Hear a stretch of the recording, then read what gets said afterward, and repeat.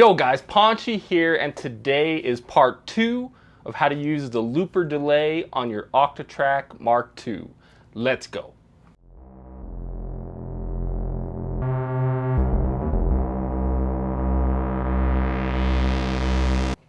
Alright guys, so we have a pattern here. I have my analog rhythm and my analog 4 hooked up, as well as my Moog Mother 32. But you guys don't have to worry about that. You can do this, of course, with just the tracks on your Octatrack. Of course, I do have tracks set up here. I have a couple through tracks in order to get all that stuff coming in. So anyway, this is the pattern that I have right here. And I have, going off of what we talked about last time with the looper delay, what we did before was we used the delay control to affect the delay. Right now I don't have it set up because I have it set up differently because I'm using my scenes for the looper delay. So I'm going to show you guys how to do that right now. So first things first, we're utilizing the master track once again. So you want to go to track 8, go to your delay, and you can set it to these settings just to make sure things are consistent, so you can get it working for yourself. The time is irrelevant right now. The feedback I have all the way up. Volume I have all the way up. The bass and the width, that's kind of like, if you're not familiar with that, that's basically kind of like a filter thing. So when the delay tail will be filtered. So the way I have it set up is I have the bass set to 45 and the width set to about 55. Again, that's not important. You can have the bass to 0 and the width to 127, but if you want it to sound like this, then this is what you'll use. The send I have set to 0 because when everything's playing, we don't want the delay to be affecting it when everything's playing. So that's why that's set to 0. However, if you go here to scene 1, I have it set to 1. The send is set to 1. So go ahead and set that to 1. Now, right here, I have my looper delay set to scenes 5 through 8. The reason I have 4 scenes set up for the looper delay is because each one is a different time. So before we get into that, go ahead and double tap on your FX2, and I do want you to copy these settings. Well, let's go through each one. X, of course, like we talked about last time, leave that on. If you don't want the ping pong, again, turn that off. Tape. Now this is kind of this will be kind of a personal preference thing. The tape sound. That tape sound is like if you're rewinding a tape and it kind of like, I don't know how to explain it exactly. You'll just have to kind of try it both ways and see which one you like. Personally, for the scene, if you're using your scenes to do your looper delay, I like to keep the tape off. If you turn it on, it'll have a different effect. So that's something that's personal taste. If you want to use that, go for it, by all means. DIR, keep that all the way up. That's all the way up by default. Sync, you want it, of course, to be synced to your time. So keep that on. Lock, you want it to be on. And then pass through, that's kind of a personal taste thing too. But, if you want to do exactly the looper delay that I'm doing, then you should probably leave it off. But again, that's another point where you can kind of experiment yourself and see which one you like better. So, and again, the pass is the difference between cutting off the dry sound or leaving it in. So if we have the pass set to off, the dry sound will disappear when you change scenes. So for my purpose, I'm leaving that off. So Okay, so that's that. Now let's go. Oh, and another thing to keep in mind, when you change scenes, this stuff you can't change with your scenes. See, if you try to change it while you're holding your scene, it won't change. So this stuff is consistent throughout all the scenes. So that's one thing to keep in mind. That's why the FX2, the delay setup, is probably one of the most important parts to get this to work, because it doesn't change from scene to scene. So, okay, so go ahead, hit no, get out of there. So, all right, let's check out scene 5. So you can see right here, we're on scene 1. The only thing that's different is the send is at 1. So when we change to scene 5, you can see the send goes to 0. That's important. And the time, well, the send stays at 0, I should say, because normally by default we have it off. So the send stays at 0. The only thing that's changing in this is actually the time. So let's go to scene 6 and watch the time. The time is, again, is the only one that changes. Scene 7, time changes. Scene 8, again. So again, the reason I have 4 scenes here is for the different times.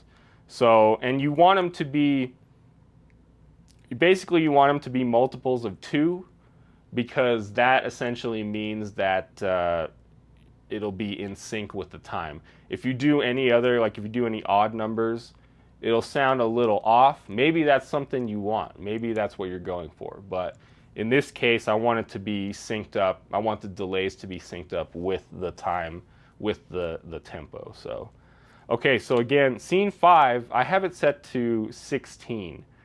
You know, of course, the time does go all the way up to 127. And of course, the bigger the number, the longer the delay. So if you want a really long delay, then you can go ahead and set the numbers, you know, higher if you want. You know, but for me, I experimented, and to me, these are the best settings for my use.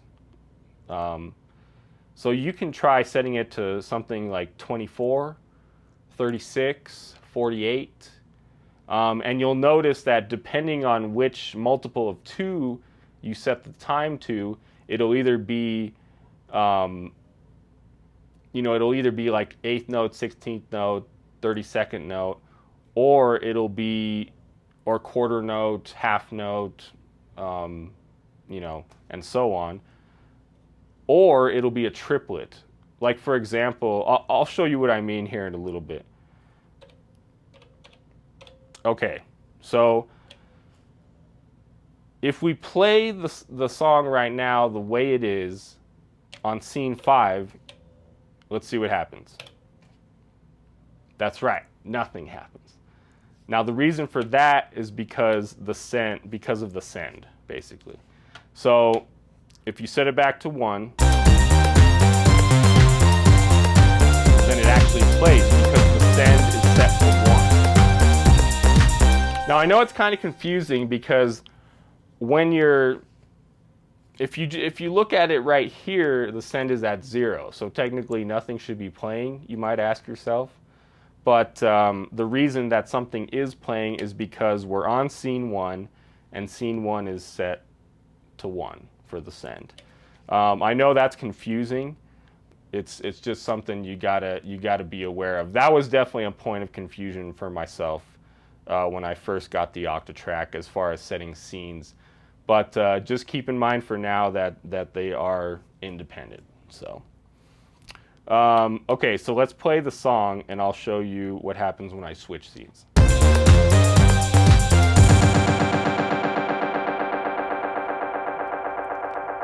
Okay, so you can hear that the delay is being filtered. The reason for that is the bass and the width. Now, when the time is set to 16, it ends up being like a, you know, 16th note, a 32nd note. What I'm trying to say with that is that the delay is even. It's not a triple field. It's not a triplet.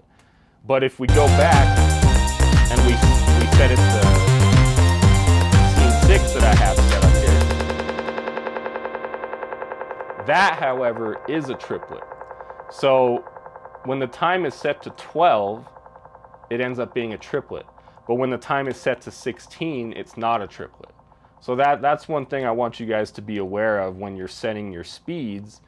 Let's change the speed, for example, from 16 to like 24.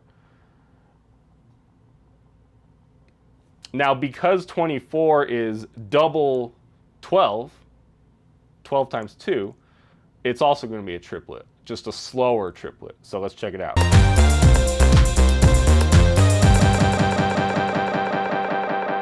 That one actually sounds pretty cool. I might add the 24 back into my scenes, because to me it sounds a little better than the than having it at 12. 12 is like a little bit too fast of a triplet. That's just an aside for my personal taste and for my thought process when I'm setting my speeds. So, you know, I might leave that one at 24 and then set the second one, scene 6, to 16. So let's try that.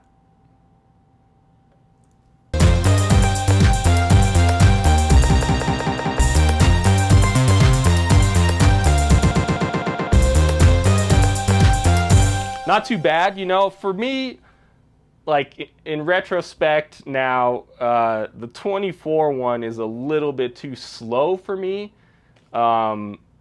You know, but again, that's just a personal taste thing. Like for me, when I set the beat repeats, I want them to be a little quicker of a repeat rather than kind of a slower repeat. That one would be kind of cool if you're just like if you just want to like end the song that way or something. But as far as like switching back and forth between that one, it's a little too slow for me, because you know, this song that I have here is at 120 beats per minute. So since it's that fast, I don't really want the beat repeats to like slow it down. You know what I mean? I don't really want the beat repeats to take away from the tempo, basically. So that's kind of my thought process when I set the speeds. So let's check it out one more time. Let's play.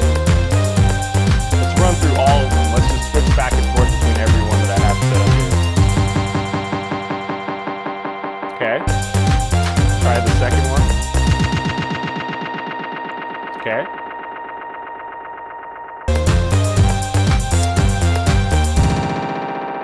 That one's super fast. I have the time set to 8 on that one.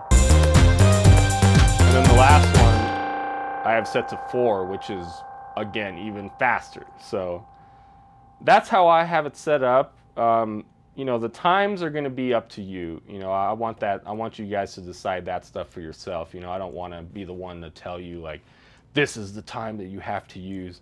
So, you know, go ahead and feel free to set 4 different times, you know, at your convenience. Set the ones that you feel are going to be the most useful for the song that you're doing. Remember, the scenes stay with the project. So even if you switch banks, you'll still have those same scenes there. So that's a very convenient thing that they put in.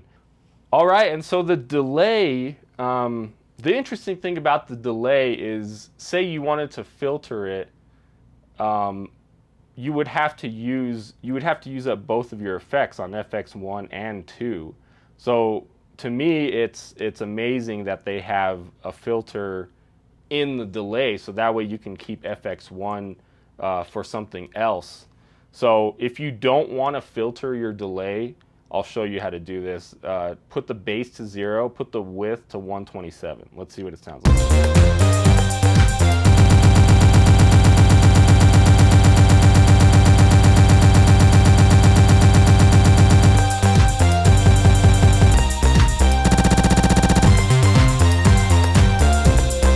So there you have, that's probably more the beat repeat you were expecting. Personally, I don't like that sound as much. It's super robotic, but again, you know, that's just me. Like that might be something that you're going for, so that's definitely something important to keep in mind.